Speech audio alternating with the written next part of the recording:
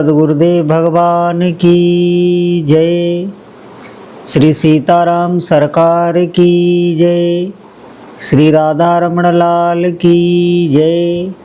श्री गौरी शंकर महादेव की जय। सभी दर्शकों और भक्तों को कोटि कोटि प्रणाम। सबको प्रेम भरा जय जय श्री राधे।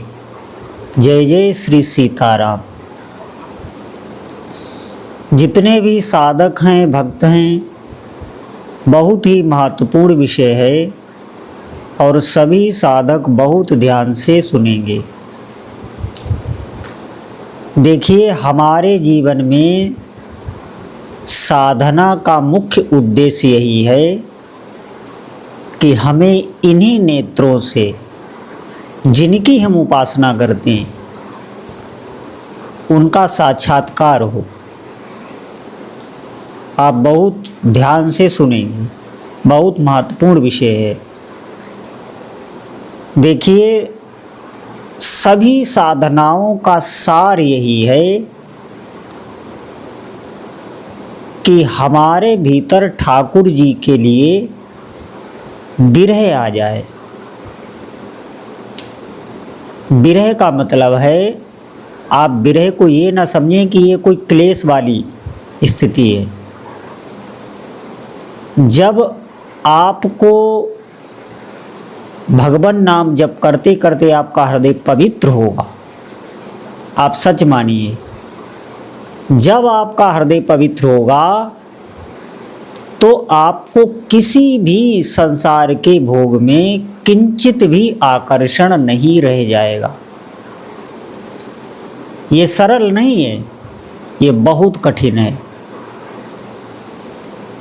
और सरल ये तब हो जाता है जब ठाकुर जी स्वयं उसके भीतर नाम के रूप में जाकर उसके हृदय को पवित्र करके और फिर उसे सभी विषयों से वैराग्य हो जाए। जब ठाकुर जी स्वयं करेंगे तब होगा, आप निश्चित समझें। ये किसी साधक में इतनी सामर्थ्य नहीं है कि वो संसार के आकर्षण से मुक्त हो जाए।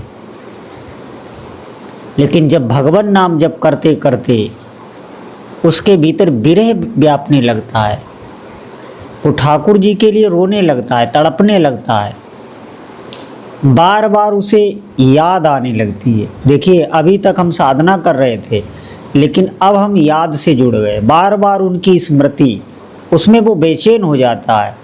तो फिर प्रभु कृपा करते हैं ऐसे साधक पर, और निश्चित समझे किसी भी भोग का आकर्षण उसके हृदय में नहीं रह जाता। फिर उसके भीतर विरह व्याप्त हो जाता है। ये विरह बहुत ऊंची वस्तु है। इसमें जितने भी जन्मों के हमारे भीतर जो अभाव बना हुआ है कि हमें भगवान का दर्शन नहीं हुआ, इसीलिए भोगों की तरफ भागते रहते हैं, भोग भोगते हैं, फिर भोगों से हमें अरुचि हो जाती है। भोग भोगते हुए हम रोगग्रस्त भी हो जाते हैं। लेकिन हमें ऐसा लगता है कि भोगों में सुख है, भोगों में सुख है, फिर हम पछताते हुए चले जाते हैं। ऐसे कई जन्मों तक हम यही करते रहे। वो जितना अभाव है, वो उसका अभाव विरह से नष्ट हो जाता है। विरह बहुत ऊंची स्थिति है और ये कठिन नहीं है, आप समझें। ये भगवान नाम जब से स्वतः ही आ जाएगी। आप ईमानदारी से विश्वास पूर्वक नाम जप करिए। नाम साधना ही प्रेम उपासना है। नाम जप करना प्रेम की उपासना है। आप इस बात को समझें। जब आपके भीतर विरह व्यापेगा, फिर आप कहीं भी हो, जो भीतर आपके अभाव बना हुआ था, जो ठाकुर जी से दूरी थी, या जो भी आपके उपास्य देव है उनसे जो दूरी बनी हुई थी, जिससे में भय क्लेश ये सब होता था, ये सब नष्ट उसका हो जाता है विरह से। अनंत जन्मों के पाप और पुण्य दोनों नष्ट हो जाते हैं विरह से। देखिए, ध्यान देना, विरह से पुण्य भी नष्ट हो जाते हैं, क्योंकि आपको पुण्य भोगने के लिए फिर संसार में आना पड़ेगा। अगर आपके पाप नष्ट हो गए तो पुण्य तो हैं, जैसे आप समझें, जैसे पाप बंधन है ऐसे पुण्य भी बंधन है। जब आप ठाकुर जी के लिए आगे बढ़ेंगे तो आप पुण्यों से भी ऊपर उठ जाएंगे। आप जो भी करेंगे वो प्रभु के लिए समर्पित, उनको पाने के लिए करेंगे। ये नहीं करेंगे कि इससे हमें ये मिलेगा। कोई भी आप कार्य करेंगे उसमें आपकी बुद्धि ये नहीं रहेगी कि इस कार्य को करने से हमें ये फल मिलेगा। जो भगवत प्रेमी है उसके भीतर ये धारणा ही नष्ट हो जाती है। विरह से सब पाप पुण्य नष्ट हो जाते हैं, फिर वो व्याकुल हो जाता है प्रभु के लिए। और विरह में आप ये न समझें, विरह में भगवान उससे दूर नहीं होते। आप समझें, विरह का मतलब ये नहीं है जो एक सांसारिक विरह में व्यक्ति हो जाता है, सदमे में पहुंच जाता है, अपने शरीर को भी नष्ट कर लेता है। ऐसा कुछ नहीं है। जो भगवत विरह है वो बहुत ऊंची स्थिति है, वो बहुत आनंद की स्थिति है। ये विरह को तो सब अच्छे अच्छे योगी, यति, सन्यासी सब मांगते हैं लेकिन उन्हें नहीं मिलता है। लेकिन भगवान नाम जप से सरलता से मिल जाता है। तो हम अपने भीतर यही धारणा रखें कि ठाकुर जी के लिए अगर आपके भीतर विरह आ गया तो वो अब दूर नहीं है। आप निश्चित समझें, जितना साधक तड़पता है, क्योंकि प्रभु सबसे बड़े प्रेमी हैं। आप ये समझें, जो भगवान हैं उनसे बड़ा कोई इस जगत में प्रेमी नहीं। प्रेम का अगर कोई निर्वाह करना जानता है तो सिर्फ ठाकुर जी ही जानते हैं। और इसीलिए प्रेमियों की जितनी कदर प्रभु के हृदय में है उतनी आपको कहीं नहीं मिलेगी। आपके प्रेम की, आपके विश्वास की, आपके मन के भावों की अगर कहीं कोई रक्षा कर सकता है तो वो सिर्फ और सिर्फ हमारे ठाकुर जी ही कर सकते हैं। आपके उपास्य देव कोई भी हो, सबका एक सा ही हृदय है और वो सब एक ही है। आप सब, हम कभी ये धारणा ना बनाएं कि हम किसी दूसरे इष्ट की चर्चा सुनने में हम अपने इष्ट का वहाँ पे आकलन करें, अपने भाव बढ़ाएं। क्योंकि ये चर्चा कोई एक देशी नहीं है, ये सबके लिए है।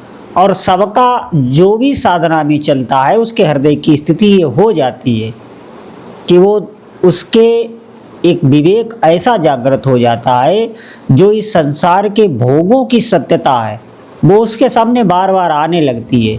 फिर वो इससे कहाँ तक विमुख हो, आखिर में उसके मन में ये बैठ जाता है कि अब मुझे कुछ नहीं चाहिए, अब मुझे भगवत दर्शन ही चाहिए। इसलिए धैर्य से नाम जप करते रहो। कभी कभी क्या होता है कि हम थोड़ी साधना करते हैं तो हमारे भीतर एक मन की चाल आ जाती है। हमें ऐसा लगने लगता है कि हमारे भीतर भगवान के दर्शन की आकांक्षा आ गई। वो आकांक्षा दर्शन की नहीं होती है। आप निश्चित समझिए, पहले आपको ये देखना पड़ेगा कि हमारे भीतर काम आ रहा है कि नहीं।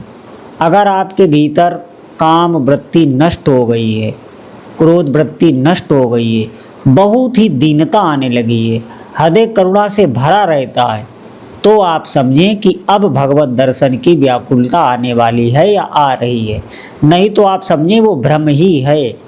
जब तक जगत में हमारा आकर्षण है, ये जगत हमें बहुत अच्छा सुहावना लग रहा है, तो निश्चित समझें अभी हमारे भीतर वासना है। अभी मन जो भगवत दर्शन की हमारे भीतर निश्चितता दे रहा है, संकल्प बना रहा है, वो माया जनित है, वो असली नहीं है। इसलिए बहुत धैर्य से नाम जप करते रहें। सबसे पहले आप देखेंगे आप जगत के आकर्षण से मुक्त होंगे। जब जगत में कोई आपका आकर्षण ही नहीं रह जाएगा तब ना भगवत दर्शन की लालसा होगी। अभी हमारी संसारिक बहुत कामनाएं, संसारिक बहुत इच्छा है, तो हमें धैर्य से जहाँ भी हैं ऐसे ही सच्चाई से मार्ग पे चलना है। इधर उधर ताका झाकी नहीं करनी है।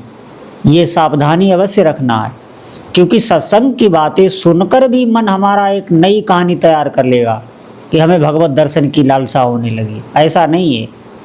आप अपने हृदय को जांचते भी रहें कि ये बिल्कुल वासना मुक्त हो गया, किसी रूप को देखकर ये आकर्षित नहीं होता, क्या बिल्कुल कोई भी धन दौलत ऐश्वर्य किसी पर भी मेरा मन नहीं जा रहा।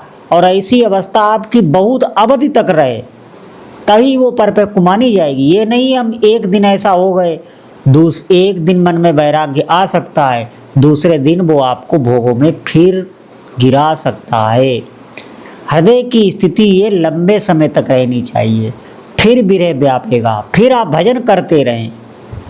ऐसा नहीं है ये बहुत ही जल्दी का मार्ग है, आप धैर्य से नाम जप करते रहें। निश्चित प्रभु के मार्ग में आप ये समझें, एक एक भगवान नाम जप आपका काउंट हो रहा है।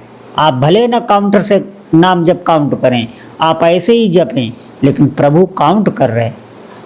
जब सृष्टि का एक एक कर्म कोई छुपाया हुआ कोई व्यक्ति पाप कर्म कर रहा है, उसका भी आप देखेंगे उसे दंड मिल रहा है, निश्चित दंड मिल रहा है। तो आप भजन कर रहे हैं, आप काउंट करें या ना करें, तो क्या आपके भगवान काउंट नहीं कर रहे हैं? आपका ये कर्म एक एक नाम जप आपको निश्चित समझें आपको मिलने वाला है। आप विश्वास करें और धैर्य से जपते रहें। हमारे कहने का ये मतलब नहीं है कि आप काउंट करना छोड़ दें। भजन प्रारंभ में एक निश्चित संख्या से ही आरंभ करना होता है और उसको लंबे समय तक चलाना होता है, तभी मन जप कर पाएगा। आप एक दिन भी अगर अपना नियम में शिथिलता लाएंगे तो दूसरे दिन मन वही बात पकड़ लेगा। ये ध्यान रखना आप। ये मन ऊंचाई पर चढ़ना नहीं चाहता है, मैं बार बार बता चुका हूँ। नाम जप मंत्र जप भजन का मतलब है कि ऊपर चढ़ना, और ये चढ़ना नहीं चाहता, इसे नीचे उतरने में आनंद आता है, भोगों की तरफ। तो भजन बहुत कठिन भी है और बहुत सरल भी है। अगर हम सत्संग के माध्यम से बहुत समझ के साथ चलें, हमें इतनी जल्दी व्याकुल नहीं होना है, भड़बड़ाना नहीं। आप धैर्य से जहाँ भी हो वहीं साधना करते रहें। आप देखो संत जनों तक वो कितने धैर्य से साधना करते रहते हैं। और ये तो आज इतना तो सुलभ हो ही गया है कि आपको किसी न किसी माध्यम से सत्संग मिल रहा है। आप निश्चित समझिए, इससे अधिक कहीं कुछ नहीं है।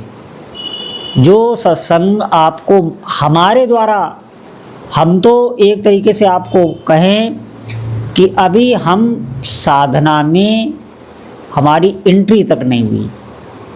हम उन महापुरुषों की बात कर रहे हैं जिनका यश इन संसार में व्याप्त है। हमारे श्री वृंदावन धाम के पूज्य प्रेमानंद जी महाराज, पूज्य विनोद बाबा, पूज्य श्री राजेंद्र दास जी महाराज और भी कई संत हैं।